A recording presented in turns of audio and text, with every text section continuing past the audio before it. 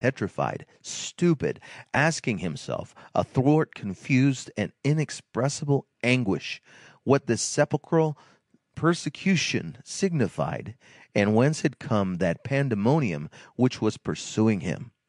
All at once he raised his hand to his brow, a gesture habitual to those whose memory suddenly returns.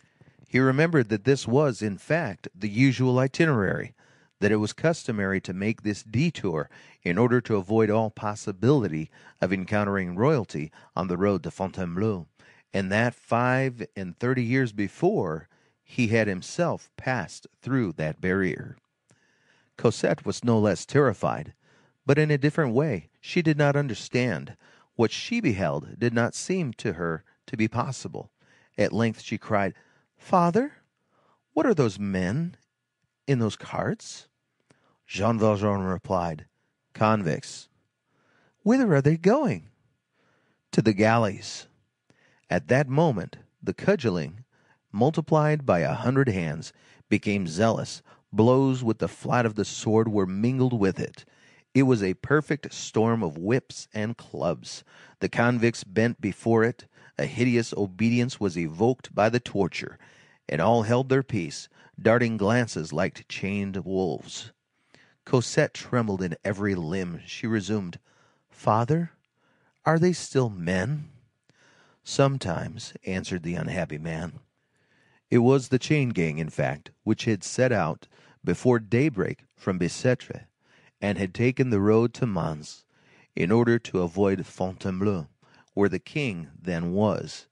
This caused the horrible journey to last 3 or 4 days longer, but torture may surely be prolonged with the object of sparing the royal personage a sight of it.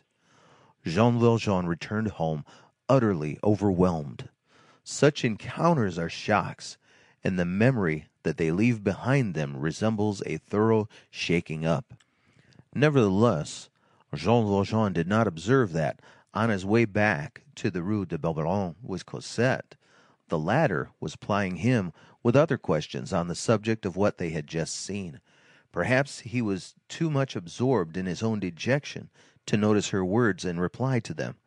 But when Cosette was leaving him in the evening to betake herself to bed, he heard her say in a low voice, as though talking to herself, "It seems to me that if I were to find one of those men in my pathway, oh my God, I should die merely from the sight of him close at hand." Fortunately, chance ordained that on the morrow of that tragic day there was some official solemnity apropos of I know not what. Fêtes in Paris, a review in the Champ de Mars, jousts in the Seine, theatrical performance in the Champs-Élysées, fireworks at the Arc de l'Étoile, illuminations everywhere. Jean Valjean did violence to his habits and took Cosette to see these rejoicings, for the purpose of diverting her from the memory of the day before, and of effacing, beneath the smiling tumult of all Paris, the abominable thing which had passed before her. The review with which the festival was spiced made the presence of uniforms perfectly natural. Jean Valjean donned his uniform of a National Guard with the vague inward feeling of a man who is betaking himself to shelter. However, this trip seemed to attain its object. Cosette, who made it her law to please her father, and to whom, moreover, all spectacles were a novelty, accepted this diversion with the light and easy good grace of youth, and did not pout too disdainfully at that flutter of enjoyment called a public fête, so that Jean Valjean was able to believe that he had succeeded, and that no trace of that hideous vision remained. Some days later, one morning when the sun was shining brightly, and they were both on the steps leading to the garden, another infraction of the rules which Jean Valjean seemed to have imposed upon himself, and the custom of remaining in her chamber which melancholy had caused Cosette to adopt, Cosette, in a wrapper, was standing erect in that negligent attire of early morning which envelops young girls in an adorable way, and which produces the effect of a cloud drawn over a star, and, with her head bathed in light, Rosy, after a good sleep, submitting to the gentle glances of the tender old man, she was picking a daisy to pieces. Cosette did not know the delightful legend, "I love a little, passionately," etc. Who was there who could have taught her?